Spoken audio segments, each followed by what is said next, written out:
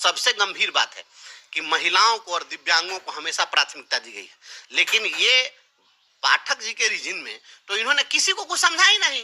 ये तो तुगलक का फरमान था, जैसे मोहम्मद बिन तुगलक था तो कहा कि दिल्ली से दौलताबाद राजधानी परिवर्तन करो, तो हुआ कि अंधा बता कैसे जाएगा, तो सबको कहा जाए कि सबको टांग पकड़ के घसीट दो, किसी को कह दिया कि यहीं पर गोली मार दो। तो इस प्रकार से बताइए, दिव्यांग शिक्षक भी 1 दर्जन शिक्षक जो है दृष्टि दिव्यांग है मुजफ्फरपुर में, वो ब्लाइंड है, वो नहीं देख सकते हैं।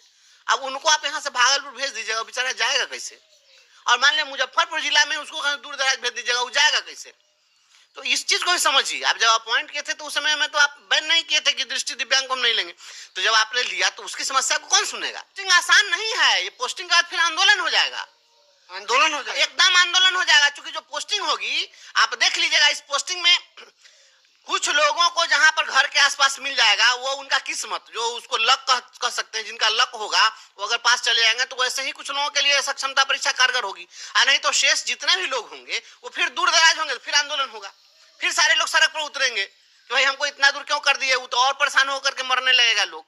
तो सरकार इस बात को भांप रही है कि हम किस प्रकार से इसको हम सॉल्व करें, क्योंकि रैंडमाइजेशन से कीजिएगा तो कोई कहीं फेंकाएगा, कोई कहीं फेंकाएगा। आप आसमान से ऊपर से फेंक दीजिए वर्षा की बूंद की तरह की कहीं पर चल जाए, तो इस तरीके से कीजिएगा तो क्या होगा? तो ये समस्या जो है, यह समस्या जो क्रिएट किया गया है, इसे सॉल्व नहीं होगा। और इस समस्या को सॉल्व किए बिना अगर पोस्टिंग हुई तो निश्चित रूप से और आप सोचिए ना, ये अभी तक स्पष्ट ही नहीं कर सके हैं कि जो लोग भी सक्षमता परीक्षा दे करके और ये बन जाएंगे विशिष्ट शिक्षक, तो उनके नियोजित शिक्षक के रीजन में किया गया जो उनका जो लेंथ ऑफ सर्विस है, ये लेंथ ऑफ सर्विस को उसमें आप जोड़ेंगे कि नहीं जोड़ेंगे? क्योंकि आप कह रहे हैं कि उसमें 8 वर्ष की सेवा के बाद प्रमोशन देंगे, और यहाँ हमारा प्रमोशन का टाइम कब पूरा हो गया था, प्रमोशन नहीं दे रहे हैं। तो हमारा प्रमोशनल एवेन्यू खत्म करने से आंदोलन होगा नहीं। किसी का आप कोई रिटायरमेंट के एज में है, अब उसको आप बाहर फेंकिएगा, उसको जीवन में एक बार भी आप प्रमोशन नहीं दीजिएगा। और विशिष्ट शिक्षक नियमावली में आपने कह दिया है कि आप अधिकार के रूप में प्रोन्नति का दावा नहीं कर सकते हैं, तो हमारा तो कोई राइट है, आप सारा राइट है आप छीन लिए।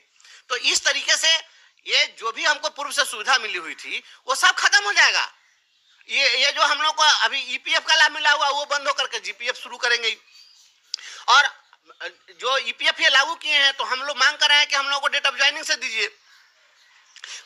ग्रेचुटी की बात कर रहे हैं हम लोग को। अभी मान लिया कि अगर आज से विशिष्ट शिक्षक बन गए तो पहले की सेवा का तो हमारा सारा खत्म हो जाएगा, तो उस पीरियड का ग्रेचुटी कहाँ गया? तो ये आंदोलन हो जाएगा, फिर आंदोलन हो जाएगा। ये तमाम चीजें सरकार को क्लियर करनी पड़ेंगी, और इन तमाम चीजों को क्लियर कर ले सरकार और तब पोस्टिंग करे, या नहीं तो ये पोस्टिंग से कोई फायदा भी नहीं होगा।